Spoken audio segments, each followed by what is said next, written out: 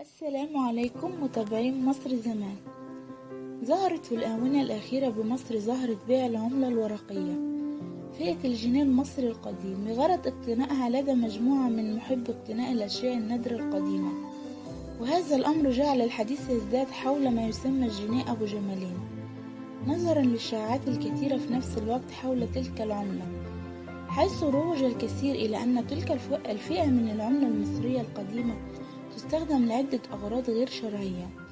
ومن المعلوم أن صدور أول جنيه مصري ورقي وكان يسمى بأبو جمالين كان يوم 5 يناير 1899، وكان ذلك الجنيه هو أول عملة ورقية بديلا عن القرش، وتم تقييمه بما يساوي 47 جرام من الذهب، واستمر هذا التقييم منذ 1885 حتى عام 1914. فجمع العملات الورقية هي هواية بألف هواية، هي محيط من الثقافة والمعرفة، ويبحث البعض على اقتناء بعض العملات القديمة والتي تعود لعصور زمنية مختلفة. هذا الأمر يمكن أن يدفع فيه الآلاف من الجنيهات من أجل الحصول على عملة ربما لا تساوي شيء عند شخص آخر.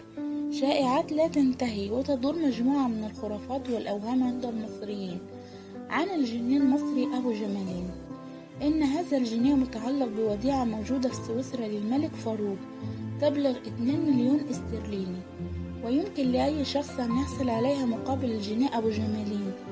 كما ارتبط الجنيه أبو جمالين بأعمال السحر والشعوذة، فأكد البعض أن هذا الجنيه يتم استخدامه في عمليات تحضير الجن والبحث عن الآثار وفتح المقابر، بجانب استخدام الزئبق الأحمر.